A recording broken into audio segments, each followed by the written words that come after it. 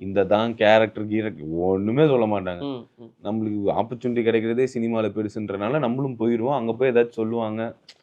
அ எப்படி இருக்கும்னா, எனக்கெல்லாம் ஒரு தடவ என்ன ஆயிடுச்சு, ஒரு ஷூட்டிங் போயிட்டு, நான் வந்து ஸ்டாண்ட் அப், யூடியூப் அதுலேருந்து வரேன். நாங்க எப்பயுமே இன்ஃபார்மலா தான் பேசுவோம். கரெக்ட்டுங்களா? ப்ரோ வாங்க ப்ரோ, போங்க ப்ரோ. இதுதான் மேக்ஸிமம் ஃபார்ம்லே ப்ரோ தான். அதுல எப்படின்னா, ஒரு சீன் இருக்குன்னா, ப்ரோ இந்த சீன்ல இப்படி பண்ணலாமே, அப்படி பண்ணலாமே. டிஸ்கஷன்ஸ் தான் டிஸ்கஷன்ஸ் ஓகே. ஜெனரலா. நான் என்ன பண்ணிட்டேன், அவசர அவசரமா அந்த ஷூட்டிங் போயிட்டு ஸ்கிரிப்ட் குடுக்குறாங்க. ஓகே ப்ரோ, ஓகே ப்ரோன்னு அசோசியேட் கிட்ட சொல்லிட்டு, ப்ரோ இப்படி ஒரு ஐடியா இருக்கு. இத வந்து இப்படி பண்ணலாமான்னு கேட்டேன். அசோசியேட் என்ன நெனச்சான்னு தெரியல. நல்லா இருக்கே டைரக்டர் கிட்ட சொல்லுங்கன்னாரு. டைரக்டர் இப்படி ஏதோ கை கட்டி ஏதோ யோசிச்சுட்டு இருந்தாரு, உட்கார்ந்துட்டு இருந்தாரு. இவரு சார் ஒரு ஐடியா வச்சிருக்காருன்னாரு.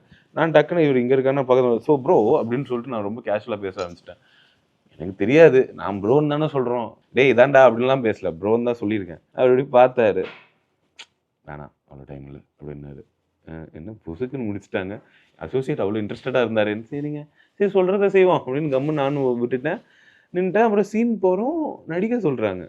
அந்த டயலாக் வந்து ஒரு நான் சரி கேரக்டர்லாம் சொல்றேன் நான் கண்டுபிடிச்சிருவீங்க. அது சீன்லயே நான் வந்து ஒரு பெரிய ஒரு சீனியர் ஆர்டிஸ்ட். அவரோட நான் நடிக்கணும். அ அதனால எனக்கு வந்து ட்ரெய்னிங் தராங்க. நான் வந்து சொதப்பிடவே கூடாது. டேக்கே வாங்கிடக்கூடாதுன்னு. நான் முதல்லயே டயலாக்லாம் படிச்சுட்டேன். ஏன்னா காலையில போனவன ஒரு 4 மணி நேரம் கழிச்சு அவங்களே கூப்பிடுறாங்க.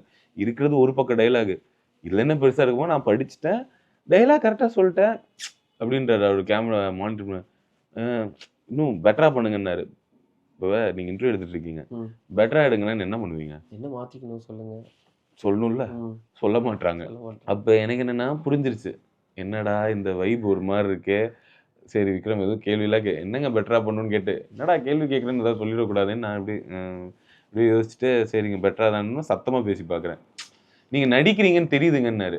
ஐய்யய்யோ! அது தெரியக்கூடாதா? சரி, சரி. நேச்சுரலா எப்படி பண்ணணும்னு தெரியல எனக்கு. ஐ மீன் நேச்சுரல் தான் பண்ணிட்டுருக்கேன். எனக்கே தெரியும்ல. அப்ஜெக்டிவா டேய் நல்லா தான்டா நடிக்கிறேன். ஏதாவது சொன்னீங்கன்னா இம்ப்ரூவைஸ் பண்ணிடுறேன். டோன் மாத்தணுமா பண்றேன், பண்றேன். 14, 15 தடவ பண்ணிட்டேங்க. ஏதோ பண்ணேன் இந்த சரி ஓகேன்னாரு.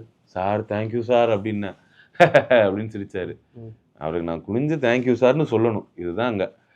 அதுக்கப்புறம் எதுவுமே இல்ல. அதுக்கப்புறம் இருக்கிறதெல்லாம் நான் ஓகே டேக். ஃபர்ஸ்ட்டு உடனே ஓகே ஓகேன்ட்டாரு. அப்புறமா என் கூட நல்லா பேசினாரு அந்த டைரக்டர். அப்பதான் எனக்கு புரிஞ்சுச்சு. ஓகே. இதுல வந்து ஒரு ஒரு கெமிஸ்ட்ரி தேவைப்படுது. இது ஒரு ஒரு ஹையரார்கி இருக்கு. அ அத நம்ம அக்னாலட்ஜ் பண்ணி தான் ஆகணும். வெறும் ப்ரோன்னு சொல்றது பத்தாது. You should maintain our distance, சைலன்ட்டா இருக்கணும்.